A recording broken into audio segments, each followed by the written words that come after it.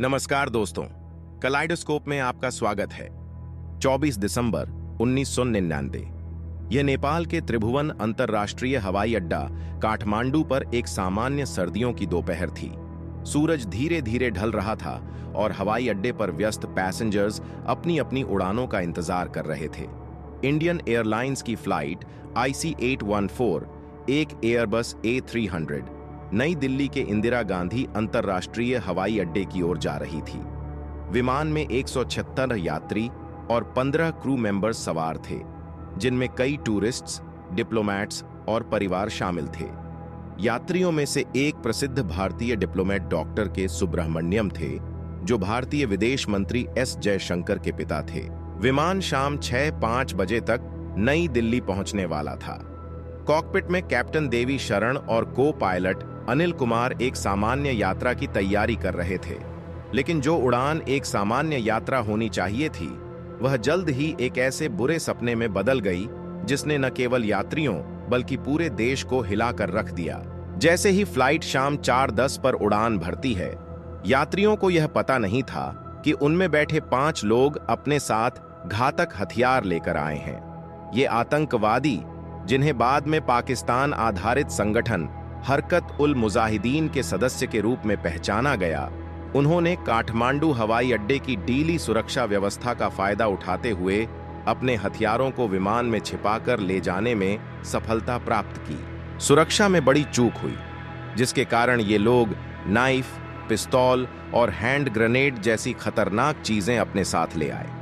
हवाई अड्डे की स्क्रीनिंग प्रणाली कमजोर थी और कोई भी शक नहीं कर पाया कि ये लोग जल्द ही भारत के सबसे बड़े अपहरण मामलों में से एक को अंजाम देने वाले थे।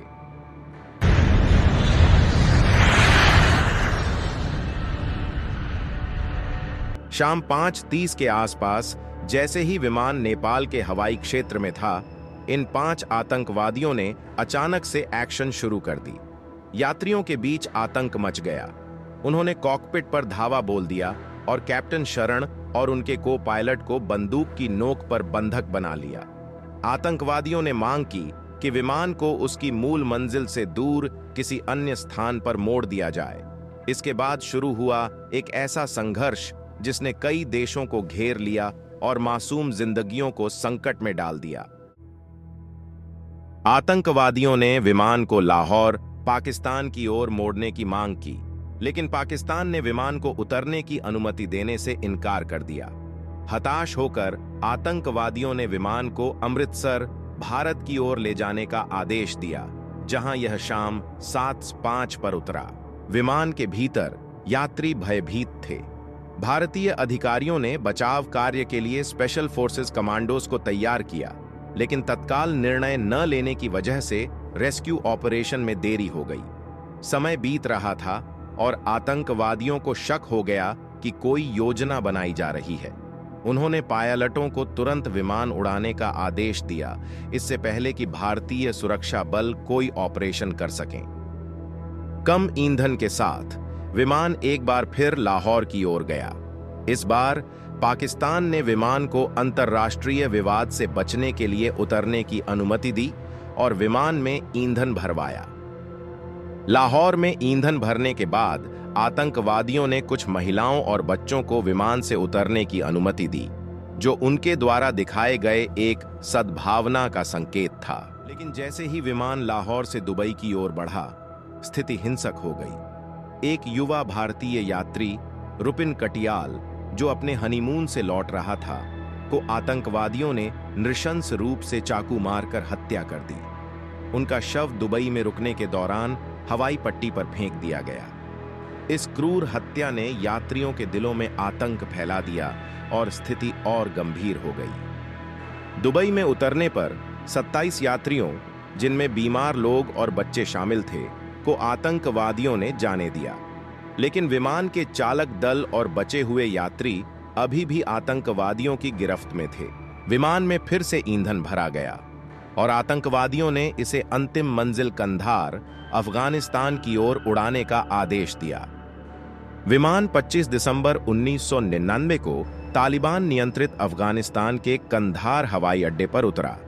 उस समय अफगानिस्तान में तालिबान का शासन था और आतंकवादी समझ रहे थे कि वे अब सुरक्षित हैं। विमान के चारों ओर तालिबान ने घेराबंदी कर ली, लेकिन भारतीय विशेष बलों को बचाव अभियान चलाने की अनुमति नहीं दी।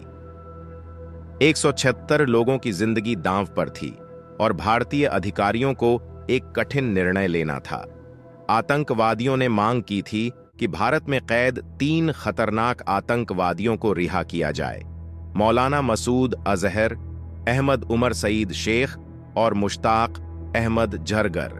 भारतीय सरकार ने एक उच्च स्तरीय नेगोशिएशन टीम का गठन किया, जिसमें विदेश मंत्रालय, इंटेलिजेंस ब्यूरो (IB) और research and analysis wing (RAW) के अधिकारी शामिल थे। वार्ता का नेतृत्व भारत के विदेश मंत्री जसवंत सिन्ह कर रहे थे, जो व्यक्तिगत रूप से कंधार गए थे। स्थिति नाजुक थी। तालिबान ने विमान को घेर लिया था, लेकिन वह सीधे तौर पर हस्तक्षेप करने से इनकार कर रहे थे। इस बीच यात्री लगातार 8 दिनों तक मानसिक और शारीरिक यातना सह रहे थे।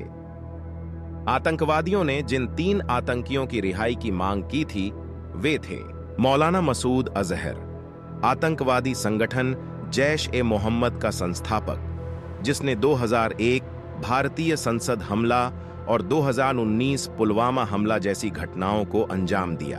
क्या है ये 2001 भारतीय संसद हमला? 13 दिसंबर 2001 को लश्कर-ए-तैयबा और जैश-ए-मोहम्मद के आतंकवादियों ने संसद भवन परिसर पर हमला किया और अंधाधुंध गोलीबारी की। कड़ी लड़ाई के बाद उन्हें मार गिराया गया, जिसमें 5 दिल्ली पुलिस के कर्मियों, 1 महिला CRPF सैनिक, संसद भवन की सुरक्षा टीम के 2 कर्मचारियों और 1 माली की मृत्यु हो गई। एक पत्रकार, जिसे चोटें आई थीं, बाद में उसकी भी मृत्यु हो गई। 14 फरवरी 2019 को जम्मू कश्मीर के पुलवामा जिले में एक भीषण आतंकी हमला हुआ था। यह हमला तब हुआ जब केंद्रीय रिजर्व पुलिस बल CRPF के जवानों का काफिला जम्मू से श्रीनगर की ओर जा रहा था। आतंकवादी संगठन जैश-ए-मोहम्मद से जुड़े आत्मघाती हमलावर ने विस्फोटकों से भरी एक गाड़ी CRPF की बस से टकरा दी, जिससे एक बड़ा विस्फोट हुआ। इस हमले में CRPF के 40 से अधिक जवान शहीद हो गए और कई अन्य घायल हुए।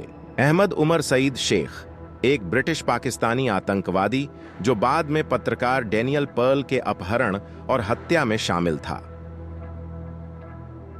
मुश्ताक अहमद झरगर, एक कश्मीरी आतंकवादी, जो कश्मीर में आतंकी गतिविधियों में शामिल था। यात्री परिवारों, मीडिया और जनता के दबाव के कारण भारतीय सरकार को आतंकवादियों की मांगों के सामने झुकना पड़ा। 31 दिसंबर 1999 को भारतीय सरकार ने 3 आतंकवादियों को रिहा करने का निर्णय लिया। जसवंत सिंह ने खुद आतंकवादियों को कंधार ले जाकर उनके हवाले किया। बदले में आतंकवादियों ने बचे हुए यात्रियों को रिहा कर दिया। विमान का दरवाजा खुलते ही हर कोई राहत की सांस लेता है। यात्रियों ने 8 दिनों की इस खौफनाक घटना से मुक्ति पाई, लेकिन उनकी आत्मा पर यह आतंक हमेशा के लिए अंकित हो गया।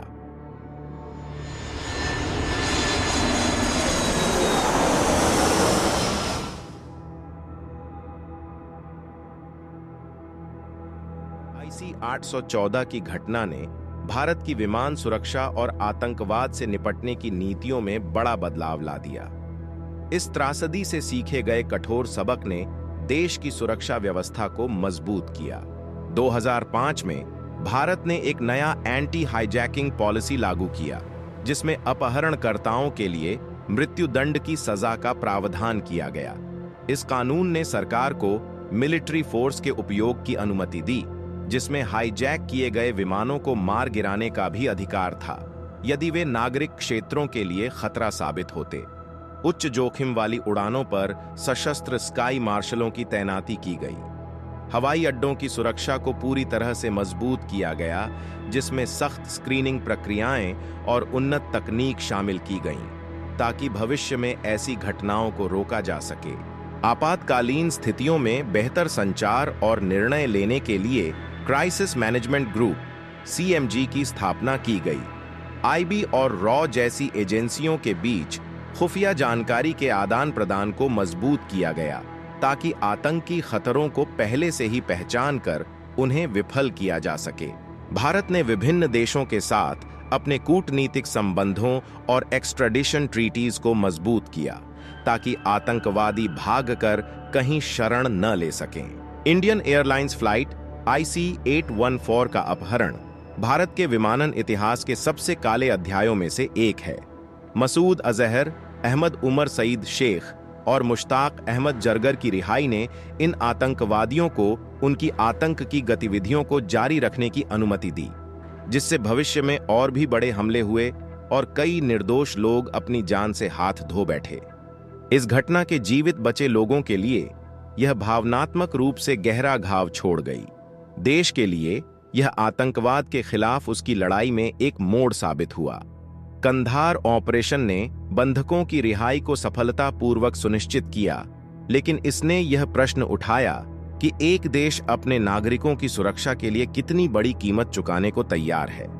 इस त्रासदी से सीखे गए सबक ने भारत की आतंकवाद के प्रति दृष्टि को दशकों तक आकार दिया, ताकि IC-814 जैसी भयावह घटना दोबारा न हो।